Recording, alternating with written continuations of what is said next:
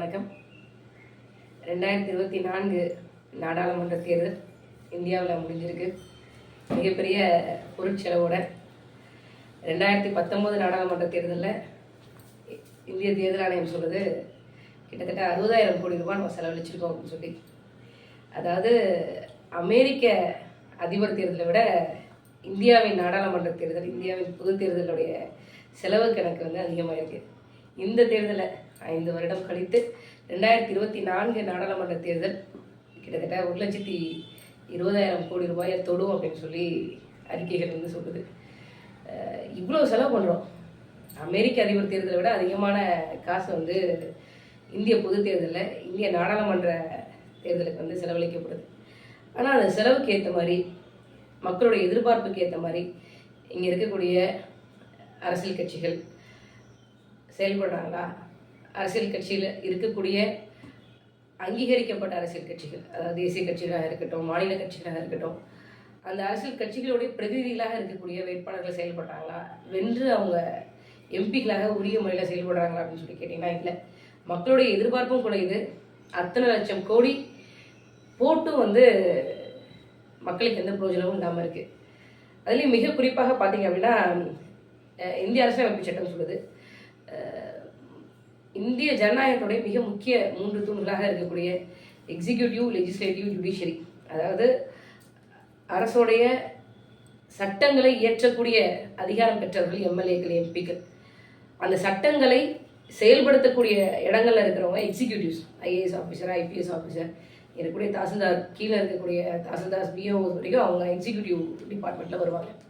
இந்த சட்டங்கள் ஏதாவது பிரச்சனை வருது, மக்களுக்கு ஏதாவது இதில் சிக்கல் இருக்குது அப்படின்னா அவங்க நீதித்துறையை நாடி போவாங்க. இந்த 3 துறையை நீங்கள் பார்த்தீங்க அப்படின்னா கடந்த 75 ஆண்டு கால இந்திய வரலாற்றில் சீல் பிடிச்சி போயிருக்கு.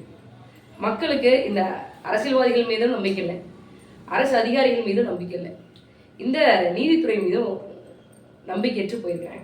இதையெல்லாம் கேள்வி கேட்க வேண்டிய இடத்துல இருக்கிறது தான் ஊடகத்துறை. இந்த ஊடகம் பார்த்தீங்க அப்படின்னா 4th பில்லர் ஆஃப் டெமோக்ரஸி அப்படின்னு சொல்லுவாங்க. ஜனநாயகத்தின் 4வது தூணாக ஊடகம் செயல்படணும் அப்படிங்கிறதா எல்லாரோட எதிர்பார்ப்பும். குறிப்பாக நம்ம தமிழ்நாட்டில் ஊடகம் இந்த 3 கேள்வி கேட்கக்கூடிய இடத்துல இருக்கா? அதற்கான தகுதி முதல்ல ஊடகத்திற்கு இருக்கா அப்படிங்கிற கேள்வி நமக்கு இருக்கு. நீங்கள் பாருங்கள், 2024 நாடாளுமன்ற தேர்தலில் தமிழ்நாட்டை பொறுத்த வரைக்கும் 39 நாடாளுமன்ற தொகுதிகள் இருக்குது. அதில் ஒவ்வொரு ஊடகமும், தினத்தந்தியாக இருக்கட்டும், தினமலராக இருக்கட்டும், ஒவ்வொரு பிரபல ஊடகமும் தன்னுடைய கருத்து கணிப்புன்னு சொல்லி கருத்து திணிப்பு வச்சுட்டு இருக்காங்க. 2021 சட்டமன்ற தேர்தலில் நாம் தமிழர் கட்சி கிட்டத்தட்ட 7 விழுக்காடு வாக்கை தமிழ்நாட்டு மக்களிடம் வாங்கினாங்க.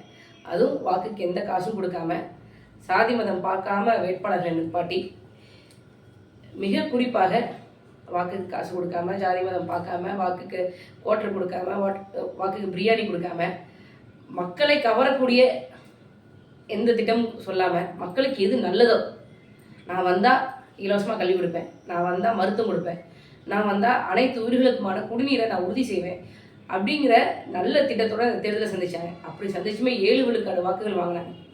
கிட்டத்தட்ட 31 லட்சம் வாக்காளர்கள் வாக்குக்கு காசு வாங்காம நாம் தமிழர் கட்சியின் சின்னத்தை பார்த்து வாக்களிச்சாங்க. ஆனால் அவ்வளோ பெரிய ஒரு ஹிஸ்ட்ரி இருந்த போதும் கூட இந்த தேர்தலில் முக்கியமான ஊடகங்கள் எல்லாமே நாம் தமிழர் கட்சியை தவிர்க்கிறாங்க. இது காரணம் என்ன அப்படின்னா, நாம் தமிழர் கட்சி ஆட்சிக்கு வந்தது அப்படின்னா இங்க இருக்கக்கூடிய தனிப்பெரும் முதலாளிகள் இந்த மண்ணின் வளங்களை, இந்த மக்கள் நலன்களை கொள்ளையடிக்க முடியாது அப்படிங்கிற ஒரு காரணம் தான். இப்போ நீங்க புதிய தலைமுறை எடுத்துக்கோங்க, அது ஒரு தனியார் தொலைக்காட்சி நிறுவனம். தினத்தந்தி பாருங்க, சி.ப. ஆதித்தனார் அவர்கள் லண்டன்ல பேரிஸ்டர் லா படிச்சுட்டு இங்க இருக்க மதுரைக்கு அந்த பக்கம் இருக்கக்கூடிய மக்கள் முந்தாள் நாள் செய்தியை படிச்சுட்டு இருக்கிறாங்க, நேற்று செய்தி அவங்களால படிக்க முடியல அப்படின்னு சொல்லி தினத்தந்தி என்கின்ற ஒரு நாளிதழே துவங்கினார். அப்படி ஒரு உயர்ந்த நோக்கத்துக்காக சி.ப. ஆதித்தனார் தினத்தந்தியை தொடங்கினார். இன்னைக்கு தந்தி சி.ப. ஆதித்தனாரோட வழியில் நடக்குது அப்படின்னு சொன்னா ரொம்ப கேவலமா நடந்துட்டு இருக்கு. திமுக கூட்டணி அவ்வளோ விழுக்காடு பெறும், அதிமுக கூட்டணி அத்தனை விழுக்காடு பெறும், பிஜேபி அத்தனை விழுக்காடு பெறும். ஆனால் நாம் தமிழர் கட்சி எத்தனை விழுக்காடு பெறும்னே சொல்ல மாட்டேங்கிறேன். முதன்மை ஊடகங்கள்னு சொல்லிக்கொள்ளக்கூடிய இவங்கள் உண்மை உடனுக்குடன் நாங்கள் வெளியிடுவோம்னு சொல்லக்கூடிய இந்த ஊடகங்கள் யாருமே உண்மையை சொல்றதுக்கே தயங்குறாங்க. நாம் தமிழர் கட்சி ஏதோ ஒரு விழுக்காடு வாங்கும்ல, அந்த விழுக்காடையாவது அவங்க சொல்லலாம்ல. நாம் தமிழர் கட்சின்னு சொல்கிறதுக்கே இவங்க வந்து பயப்படுறாங்க. அதை மற்றவை அப்படின்னு சொல்லி போடுறாங்க. அந்த மற்றவை தான் ஆட்சிக்கு வந்து அவங்க எல்லாத்தையும் வந்து பற்ற வைக்க போகுது அப்படிங்கிறத நான் உறுதியாக சொல்லிக்கிறேன். இந்த ஊடக ஜனநாயகம் சொல்லிட்டு ஒரு ஒரு குறிப்பிட்ட கட்சி மேலே மக்களுக்காக இருக்கக்கூடிய மக்களின் நம்பிக்கை பெற்ற நாம் தமிழர் கட்சியின் மீது இந்த பிரபல ஊடகங்கள் ஒரு தீண்டாமையை கடைபிடிக்குதோ அப்படிங்கிறத மக்கள் சிந்திச்சு பார்க்கணும். இந்த ஊடகம் மக்களுக்கான ஊடகமாக மாற்றணும். இந்த ஊடகங்கள் கருத்து கணிப்பு என்று வெளியிடக்கூடிய எந்த விதமான முடிவுகளையும் மக்கள் ஏற்கக்கூடாது, ஒதுக்கணும். ஏன்னா மக்களாகிய உங்களுக்கு தெரியும், நீங்கள் நாம் தமிழர் கட்சிக்கு தான் வாக்களிச்சிருக்கீங்க, நாம் தமிழர் கட்சியின் மைக் சின்னத்துக்கு தான் வாக்களிச்சிருக்கீங்க அப்படிங்கிறது உங்களுக்கு தெரியும். இந்த நம்பிக்கையோடு இருங்க.